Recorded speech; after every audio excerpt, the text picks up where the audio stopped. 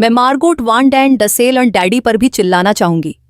मुझे अकेले रहने दो, कम से कम एक रात मुझे आराम से सोने दो, बिना मेरा तकिया आंसुओं से गीला हुए। इस एपिसोड को देखने से पहले कृपया इस चैनल को सब्सक्राइब करें, क्योंकि सब्सक्राइब करने से ही ये चैनल आगे बढ़ेगा, ताकि हम ऐतिहासिक फैक्ट्स और सच्ची कहानियों पर आधारित बेहतर वीडियो आपके साथ साझा कर सकें। एनी फ्रैंक की ज़िंदगी के 25 अनमोल किस्सों की बात करते हैं आज।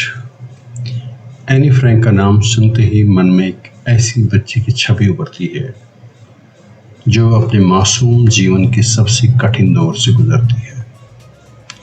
उसकी डेयरी ने न केवल उसे अमर बना दिया, बल्कि दुनिया को भी ये दिखाया कि किस प्रकार एक मासूम बच्ची ने नाजी अत्याचार के बेहद समय में भी हिम्मत और उम्मीद को कायम रखा।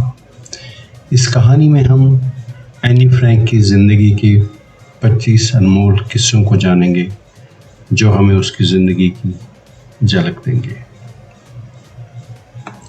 पहली बात, एनी फ्रैंक का जन्म 12 जून 1929 को फ्रैंकफर्ट जर्मनी में हुआ था। मैंने कुछ दिनों से नहीं लिखा है, ऐसा इसलिए क्योंकि मैं सबसे पहले अपनी डायरी के बारे में सोचना चाहती थी। मेरे जैसे किसी व्यक्ति के लिए डायरी रखना एक अनोखा विचार है, सिर्फ इसलिए नहीं कि मैंने पहले कभी ऐसा नहीं किया, बल्कि इसलिए क्योंकि मुझे लगता है कि न तो मुझे और न ही किसी और को एक 13 साल की स्कूली लड़की की ज़िंदगी के बारे में जानने में दिलचस्पी होगी। हालांकि इससे क्या फ़र्क पड़ता है, मैं लिखना चाहती हूँ, लेकिन उससे भी ज़्यादा मैं वह सब कुछ सामने लाना चाहती हूँ जो मेरे दिल की गहराई में दबा हुआ है। एक कहावत है कि कागज़ आदमी से ज़्यादा धैर्यवान होता है।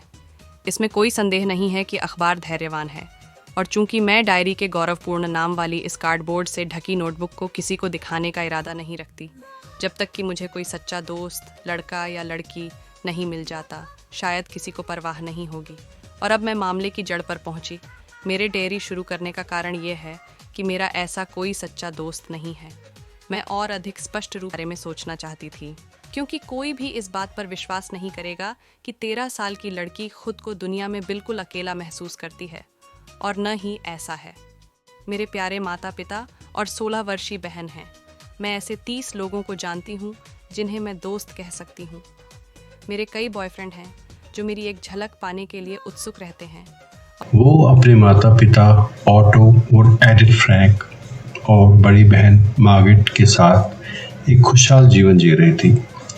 उसका परिवार एक समृद्ध यहूदी परिवार था जो जर्मनी में कई सालों से बसा हुआ था। दूसरी बात, 1933 में हिटलर के सत्ता में आने के बाद जर्मनी में यहूदियों के प्रति अत्याचार बढ़ने लगे। इस कारण एनी के परिवार ने जर्मनी छोड़कर नीदरलैंड्स के एम्स्टर्डम में बसने का फैसला किया। ये एन की ज़िंदगी का पहला बड़ा बदलाव था। तीसरा, एम्स्टर्डम में एन का परिवार एक नए जीवन की शुरुआत कर रहा था। एन और उसकी बहन मार्गरेट ने वहाँ के स्कूल में दाखिला लिया और नई ज़िंदगी को अपनाने की कोशिश की। नीदरलैंड्स में एन ने अपनी शिक्षा में बहुत रुचि दिखाई और वो एक बुद्धिमान और जिज्ञासु बच्चों के रूप में जानी जाने लगी। चौथी बात, 12 जून 1942 को एन के 13वें जन्मदिन पर उसे एक लाल और सफ़ेद चेकदार कवर वाली डायरी गिफ्ट में मिलती है। ये डायरी बाद में उसकी साथी और उसके विचारों, भावनाओं और अनुभवों की गवाह बनती है। पांचवी बात, 1940 में नाजियों ने नीदरलैंड्स पर हमला किया और वहाँ के यहूदी परिवारों पर अत्याचार बढ़ने लगे। एन और उसके परिवार के लिए भी ये समय बहुत कठिनाइयों से भरा था। उन्हें हर पल अपनी जान का खतरा सताता रहता था। छठी बात, जुलाई 1942 में जब मार्गरेट को नाजियों द्वारा कंसंट्रेशन कैंप में भेजे जाने का नोटिस मिला, तो परिवार ने छिपने का निर्णय लिया। ऑटो फ्रैंक ने पहले से ही एक छिपने की जगह तैयार की हुई थी जिसे गुप्त एनेक्स के नाम से जाना जाता है। ये एन की जिंदगी का सबसे बड़ा मोड़ था। 7वां, गुप्त एनेक्स में एन और उसके परिवार के अलावा 4 अन्य लोग भी छुपे हुए थे। ये जगह एम्स्टर्डम की एक इमारत के पीछे स्थित थी। यहाँ रहना एन के लिए बहुत मुश्किल था क्योंकि वह बाहर की दुनिया से कट चुकी थी और उसे हर समय खामोशी बनाए रखनी पड़ती थी। 8वीं बात, गुप्त एनेक्स में एन की दिनचर्या काफी बदल गई थी। सुबह से लेकर रात तक उनके पास सीमित समय में ही भोजन बनाने, साफ सफाई करने और अपने बाकी काम करने का मौका होता था। यह जीवन उनके लिए बहुत कठिनाइयों से भरा था। 9वीं बात, एन ने अपनी डायरी अपनी एक काल्पनिक सहेली किट्टी को संबोधित की। वो हर दिन अपनी डायरी में अपने दिल की बात लिखती थी, जैसे वो किसी दोस्त से बात कर रही हो। डायरी ने एन को अपने विचारों को व्यक्त करने का एक माध्यम दिया। 10वीं बात, गुप्त एनेक्स में पहले से ही 4 लोग थे, लेकिन बाद में डेसल नाम का एक और व्यक्ति आ गया। उसके बाद 3 व्यक्ति और आ गए, जिसमें उनके पिता का दोस्त और उनका बेटा और उनकी पत्नी थी। डेसल एक दंत चिकित्सक था जिसने एन के परिवार ने अपनी सुरक्षा के लिए अपने साथ छिपने की जगह दी। डेसल के आने से एनेक्स में जगह और सीमित हो गई और एन को डेसल के साथ एक ही कमरा साझा करना पड़ा। 11वां पॉइंट, गुप्त एनेक्स में छिपे हुए लोगों के लिए सबसे बड़ी चुनौती थी अकेलापन और डर।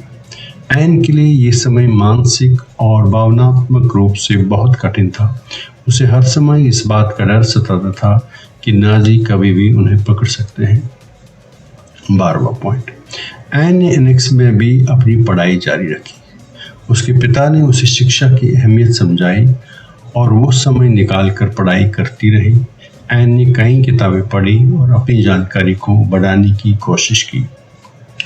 13वां पॉइंट, गुप्त एनेक्स में पीटर वैन डैन नाम का एक लड़का भी छुपा हुआ था जो एन से 3 साल बड़ा था। एन को पीटर से प्यार हो गया और उसने अपनी डायरी में अपने इस पहले प्यार के बारे में लिखा। ये एन के जीवन का एक मासूम और कोमल पहलू था। शुक्रवार 7 जनवरी 1924। हे पीटर, मैं कैसे खुद को तुम्हारी छवि से मुक्त कर पाऊंगी? क्या आपके स्थान पर कोई भी मेरे लिए एक दयनीय विकल्प नहीं होगा? मैं आपसे प्यार करती हूँ और इतना महान प्यार कि मैं इसे अब अपने दिल में गुप्त नहीं रख सकती, लेकिन इसे खुले में आना होगा और अचानक खुद को प्रकट करना होगा। 1 सप्ताह पहले, यहाँ तक कि कल भी, अगर किसी ने मुझसे पूछा होता कि आप अपने किस दोस्त को शादी के लिए सबसे उपयुक्त मानते हैं, तो मैंने जवाब दिया होता, मुझे नहीं पता, लेकिन अब मैं चिल्लाऊंगी, पीटर। बुधवार 19 अप्रैल 1944। क्या दुनिया में खुली खिड़की के सामने बैठकर प्रकृति का आनंद लेने, पक्षियों की चहचहाहट सुनने, अपने गालों पर सूरज की रोशनी महसूस करने और एक प्यारे लड़के को अपनी बाहों में लेने से ज़्यादा खूबसूरत कुछ और है? उसकी बाहों को अपने चारों ओर महसूस करना कितना सुखदायक और शांतिपूर्ण है। यह जानकर कि वह करीब है और फिर भी चुप रहना बुरा नहीं हो सकता। ओह, फिर कभी कोई परेशान ना करे। 14वां पॉइंट, एन हमेशा अपनी डायरी में अपनी भावनाओं और उम्मीदों के बारे में लिखती थी। उसे कभी भी उम्मीद का दामन नहीं छोड़ा। वो चाहती थी कि युद्ध खत्म हो और वो फिर से बाहर की दुनिया को देख सके। सोमवार 6 जून 1944। ओह किटी, आक्रमण की सबसे अच्छी खबर यह है कि मुझे लग रहा है कि मित्र आ रहे हैं। हम इतने लंबे समय से उन जर्मनों द्वारा उत्पीड़ित हो रहे हैं। उन्होंने हमारे गले पर अपने चाकू रख दिए हैं। मित्रों और डिलीवरी के बारे में विचार हमें आत्मविश्वास भर देता है। अब इसका संबंध केवल यहूदियों से नहीं है, नहीं, इसका संबंध हॉलैंड और संपूर्ण यूरोप से है। मार्गोट का कहना है कि सितंबर या अक्टूबर में मेरे लिए स्कूल जाने का रास्ता खुल सकता है। 15वां पॉइंट, गुप्त एनेक्स में रहते हुए एन को बाहर की दुनिया की खबरें सीमित रूप में ही मिलती थी। रेडियो और कुछ विश्वास पत्र दोस्त के माध्यम से उन्हें बाहर के हालातों की जानकारी मिलती थी। हर बार जब कोई नई खबर मिलती तो एनेक्स के सभी लोग उस पर चर्चा करते। 4 अगस्त 1944 को एनेक्स में नाजियों की रेड पड़ गई। फ्रैंक परिवार और अन्य सदस्यों को गिरफ्तार कर लिया गया। किसी अज्ञात व्यक्ति ने नाजियों को उनकी छिपने की जगह के बारे में